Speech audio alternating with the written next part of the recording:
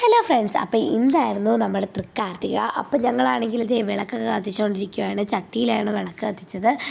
അപ്പോൾ ഞാൻ വിളക്ക് കത്തിക്കുന്ന കണ്ടിട്ട് സമ്പത്തൂടെ വരുവാണ് കേട്ടോ ഗൈസ് വിളക്ക് കത്തിക്കാനായിട്ട്. അപ്പോൾ ഞങ്ങൾ രണ്ടുപേരും കൂടി ഇങ്ങനെ വിളക്ക് കത്തിക്കുന്ന എൻജോയ് ചെയ്തുകൊണ്ടിരിക്കുകയാണ്. കാരണം നല്ല രസമാണ് ഈ വിളക്ക് കത്തിക്കാനായിട്ട്. പിന്നെ വിളക്കൊക്കെ കത്തിച്ച് കഴിയുമ്പോൾ അവിടെ കാണാനും നല്ല ഭംഗിയാണ് കേട്ടോ ഗൈസ്. അപ്പോൾ ഞങ്ങളവിടെ വിളക്കൊക്കെ കത്തിച്ചു കഴിഞ്ഞു.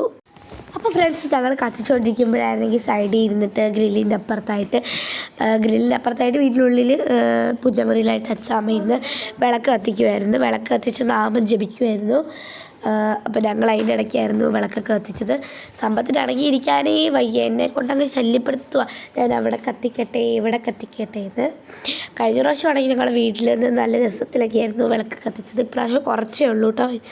കുറേയൊക്കെ എവിടേക്കോ പോയി ചട്ടി, എണ്ണ വിളക്ക് കത്തിക്കുന്ന ചട്ടി. പിന്നെ ഞങ്ങളാണെങ്കിൽ ഫുള്ളായിട്ട് കത്തിച്ചത്ര ഭാഗങ്ങളൊക്കെ ഒന്ന് എടുത്ത് വെച്ചിട്ട് ഒരു വീഡിയോ എടുത്തതാണ്. നിങ്ങളെ ഹരിയോരപ്പന്ത വിളിക്കാൻ വേണ്ടി പോകണം.